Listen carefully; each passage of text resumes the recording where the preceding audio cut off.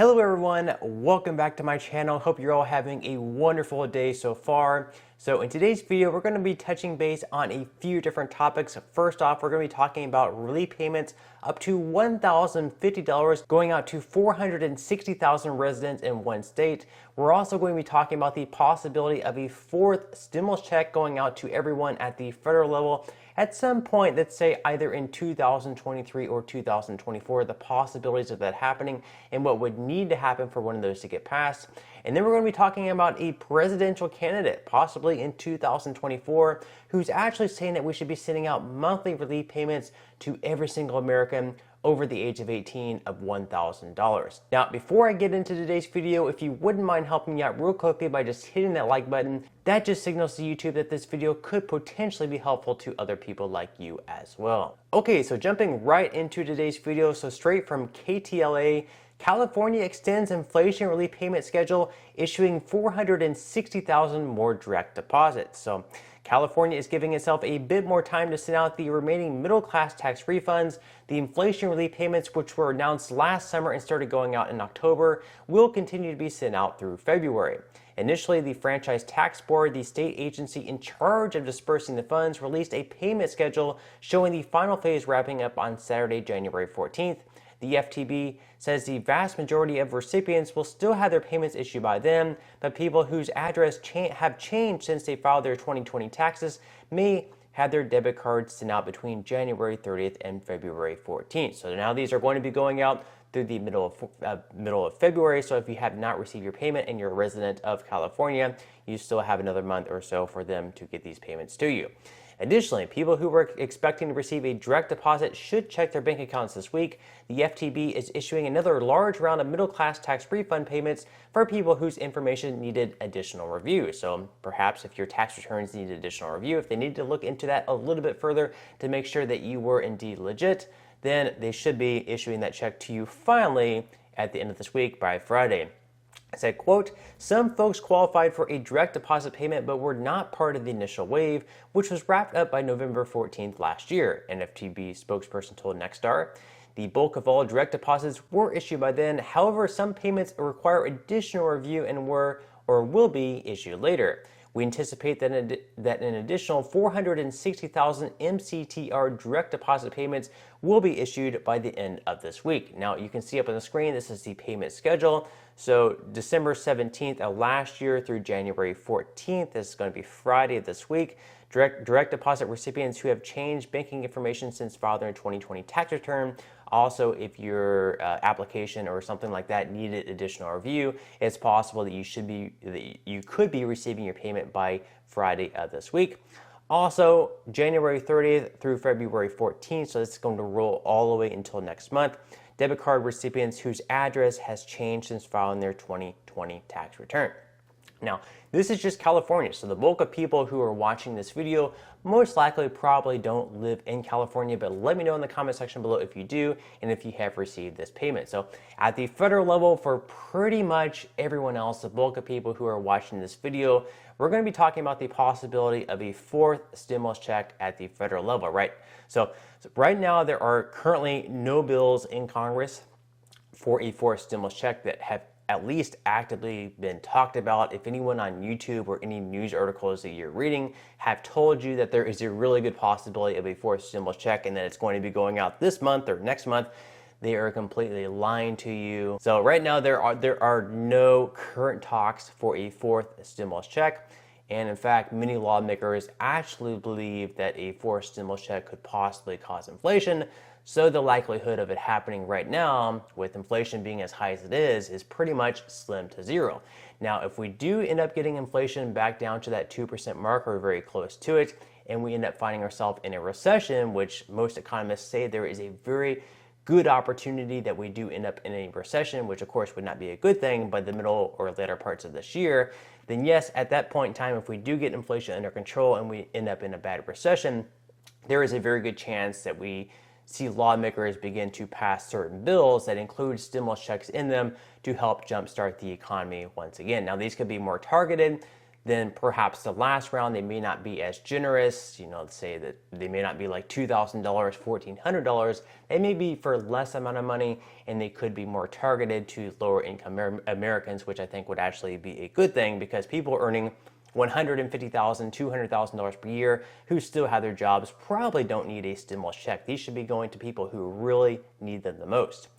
However, even though a lot of lawmakers say that these stimulus checks are causing inflation and they're receiving a lot of hate, basically, one politician and one actually former presidential candidate, and Andrew Yang, is saying don't blame stimulus checks for inflation, and he is actually still supporting sending out monthly relief payments to Americans even if we are not in a recession. So, former presidential candidate Andrew Yang, this is straight from CNBC, he's saying that COVID stimulus checks are not to blame for the recent inflation spike, and he's still in favor of sending people free cash as a way to insulate workers from economic shocks and technological disruption. The Universal Basic Income evangelist told CNBC on the sidelines of the Bitcoin Miami conference that stimulus checks comprise maybe 17% of the money issued with the CARES Act, a measure passed by Congress to unlock trillions of dollars in stimulus funding to shore up the economy amid worldwide lockdowns. He said, quote, "Where did the other 83% of the money go?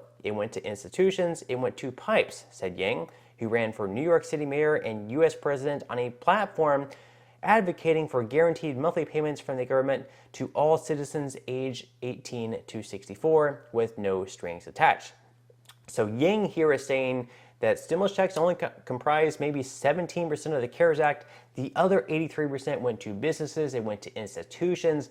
So maybe that money is perhaps the reason to blame. Why are we blaming stimulus checks? Why aren't we blaming the other money that went out, the trillions of dollars that went out to institutions, businesses, things like that? We're printing a lot of money. Not a lot of it is going to the American people. We're giving free cash to these huge corporations who probably don't even need the money. Remember the Paycheck Protection Program where we were sending millions of dollars to these huge corporations, and these corporations did not have to pay even a single cent of this money back? Yeah, that's pretty ridiculous. He said, quote, "Money in people's hands for a couple months last year, in my mind, was a very, very minor factor, and that most of that money has long since been spent, and yet you see inflation continue to rise." So he's saying that a lot of this money was spent right away. A lot of people had to use this money to, pay their rent, pay their bills, things like that. So this money is not still around, 2 years after it was received. This money is long gone, and he's saying that it should not be blamed for inflation. Now, he also pointed out that prior to the pandemic and economic impact payments, the primary drivers of inflation were staples such as education, healthcare, and housing, all of which were independent of stimulus checks. Consumer prices rose 8.5% in March, reflecting increases not seen in the United States since 1981. The surge in inflation, according to Yang, has a lot to do with the fact that there aren't enough goods to go around, so people are experiencing pent-up demand. He said, quote, "Everyone is concerned about inflation. I'm concerned about the fact that it's making a lot of Americans' lives miserable because it's a very difficult circumstance when your expenses are climbing and maybe your income isn't keeping pace." So that's basically his argument there, that these stimulus checks are not the reason for inflation. Now, he goes on to say something that I don't necessarily agree with, that cryptocurrencies like Bitcoin aren't just an inflation hedge, but they could also help realize his grand vision for widespread UBI rollout. So he's saying that the federal government could perhaps, instead of sending US dollars to citizens, instead they could send out Bitcoin, which he believes is actually a hedge to the US dollar, which, over the past year or so, if we look at the chart whenever this article rolled out on April 18th of last year, 2022, you can see the price of Bitcoin was $40,810.87 per coin. And now today we've seen a 55% drop, and it's now down to $18,157.94. So not exactly the gold or the hedge against the US dollar where you would be buying into Bitcoin and be holding the value. We can see that it's dropped 55% since April 18th. So people in Bitcoin have not had a very fun time since this article was released. Now, once again, Andrew Yang, he was running against Joe Biden and all the other Democrats to become the person who would be facing Donald Trump in the last presidential election. He ended up dropping out. He didn't fare too well, but he did, kind of make waves with his universal basic income promise. Now, this was actually going to be called the Freedom Dividend. So you can see here, he says directly on his website that in the next 12 years, 1 out of 3 American workers are at risk of losing their jobs to new technologies. And unlike with previous waves of automation, this time new jobs will not appear quickly enough in large enough numbers to make up for it. So to avoid an unprecedented crisis, we're going to have to find a new solution unlike anything we've done before. So right here, he's saying that we have to come up with a new solution. We may not be able to make up the jobs that are lost due to automation. So therefore, perhaps the solution is this Freedom Dividend. So what is the Freedom Dividend? He's saying that the Freedom Dividend is a form of universal basic income, a type of social security that guarantees a certain amount of money to every citizen within a governed population without having to pass a test or fulfill a work requirement. Every UBI plan can be different in terms of amount or design. So you would not have to pass a work requirement. You would not have to have a job. This would be guaranteed $1,000 every single month to every American citizen aged 18 to 64. Now he's saying, is there evidence to support the case of a Freedom Dividend?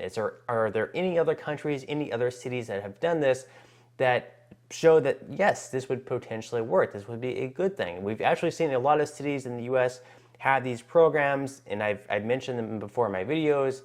Now, on his website, he also shows that experiments with unconditional cash benefits around the world have proven to be one of the most successful ways of reducing poverty. The fear that cash recipients would waste their money on drugs or alcohol, stop working, or have more kids have been disproven by the World Bank.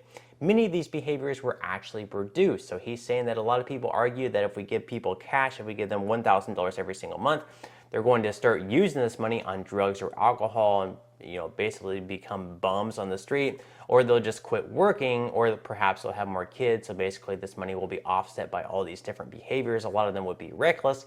However, he's saying that the World Bank has actually disproven these theories, and since 1998 there have been a total of 461 research papers published on the topic, and you can view them all here. I'm not going to pull up that link, but in the last 50 years there have been more than 30 cash transfer programs studied, and a few of his favorites include the Mincome experiment in Manitoba, Canada, and in that one they reduced hospitalization and there was no reduction in work hours, so people weren't quitting their jobs whenever they started receiving this money, and there was also reduced hospitalization, perhaps better health because of that.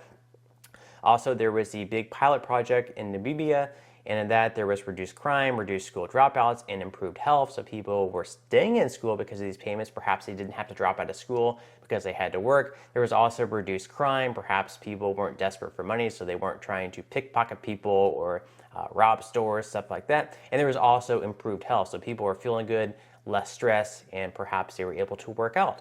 Also, another one was Give Directly in Kenya, and in this one there was increased assets and nutrition, and there was no change in drugs or violence. So drugs or violence did not go up or down, which is a good thing because people weren't using this extra money to dive into the drug scene. Now there's also, from McKinsey and Company, they did a study. There was a study in Finland over a period of 2 years. And in the study, interestingly enough, there was a group of 2,000 people. These people were randomly picked. Now, they were all initially unemployed. They did not have jobs at the time. And they were receiving 560 euros every single month, which makes out to being a little bit over $600. So they were receiving this amount every single month. And what the studies found were pretty interesting. So there was a small increase in employment. So people were receiving this money and they were actually going back to work. So this is a good thing. A lot of people might argue they're receiving this money, so it's incentivizing people not to go back to work, but they actually found there was a small increase in employment. There was also a huge boost to well-being. They're saying that however you read the findings on unemployment, other effects were clear. People on the basic income reported significantly better well-being on multiple dimensions. Average life satisfaction among the treatment group was 7.3 out of 10, compared with 6.8 in the control group, a very large increase. To experience a similar lift in life satisfaction, we estimate that a person's income would need to go up by as much as 800 to 2,500 euros per month, 60 to 170% of the average per capita household income in the European Union. Indeed, the difference was big enough to raise the gap in life satisfaction between unemployed and employed people. They also say that people receiving the basic income reported better health and lower levels of stress, depression, sadness, and loneliness, all major determinants of happiness, than people in the control group. So here they're finding with these payments, people are seeing lower levels of stress, lower levels of sadness, lower levels of depression. People have a better sense of well-being because they're receiving this extra money. They're perhaps not as stressed about getting a job, getting back into the workforce, but they're still getting back into the workforce, but they're not feeling as stressed because they have this money kind of in their back pocket. Now, as far as the Universal Basic Income program, even if Andrew Yang were to become president, even if he did beat Joe Biden in the primary, even if he did beat Donald Trump, he still would have needed a bill to have passed Congress. It would have been a very much a uphill battle. This is a very progressive thing to say. Sending Americans checks of $1,000 every single month, it would have been very difficult for that to take place. So I'm not sure, even if he became president, if that would have ever ended up actually happening. So even though it is a very interesting concept, I think they still have a long way to go before anything like that actually ends up happening. But let me know what you think in the comment section below. Would you be in support of these monthly payments going to all Americans aged 18 to 64? Do you like the idea? Do you dislike the idea? Let me know all your thoughts in the comment section below. But on that note, I'm going to go ahead and wrap up this video. If you enjoyed the content in today's video and you would like to see more like it, make sure to give this video a like once again. Subscribe to my channel if you have not already, and I will see you in the next video.